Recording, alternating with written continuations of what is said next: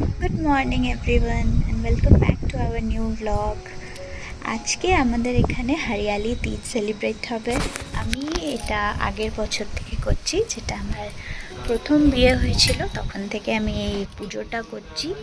তো আজকে আমি ভাবলাম আজ আমি তোমাদেরকে দেখাবো যে আমি কীভাবে হরিয়ালি তিজ সেলিব্রেট করছি। আর এই দেখো, এটা আমার রাঁচির বাড়ির লোকেশন। এখানে আমার বর থাকে, বরের চাকরির জন্য। আর এখন আমাকে হেল্প করে দিয়েছে, অনেকটা হেল্প করে দিয়েছে ঠাকুর বানাতে। তো এসো আমরা ঠাকুরটাকে দেখি। এখানে সব থেকে আগে হরিয়ালি তিজের রসমে হয় যে আমাদেরকে ক্লে কিংবা মাটি দিয়ে ঠাকুর বানাতে হয়। আর ওই ঠাকুর আমরা বাড়িতে রাখবো না, পুজো হয়ে গেলে যেমন দুর্গা ঠাকুর বা গণেশ ঠাকুর এদের বিসর্জন হয়ে যায়, আমরা বিসর্জন করে ঠাকুরকে। এসো আমরা দেখি কেমন ঠাকুর আমাদের বানানো হয়েছে। এটার মধ্যে আমার বর আমাকে অনেক হেল্প করেছে। যদি সত্যি বলি তাহলে শিবলিংটা পুরোপুরি আমার বর বানিয়ে দিয়েছে। দেখাচ্ছি।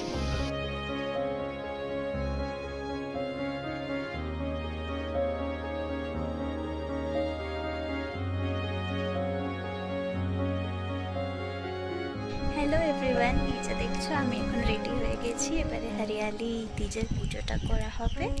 তো চলো আমি পুজোটাও দেখাবো তোমায় কেমন হবে, ঠিক আছে? এটা আমাদের ছোট্ট ব্যালকনি। এখানে আমাদের ছোট্ট ছোট্ট গাছ থাকে, দেখো। চলো এবারে যাই, তোমাদেরকে ঠাকুর পুজোটা দেখাই।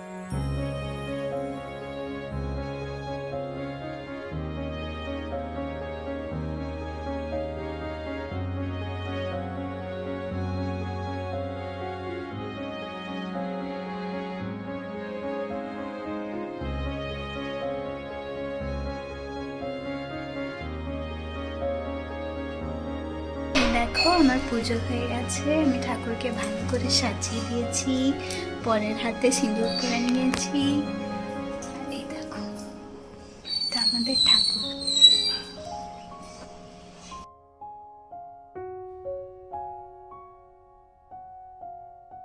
Thanks for watching.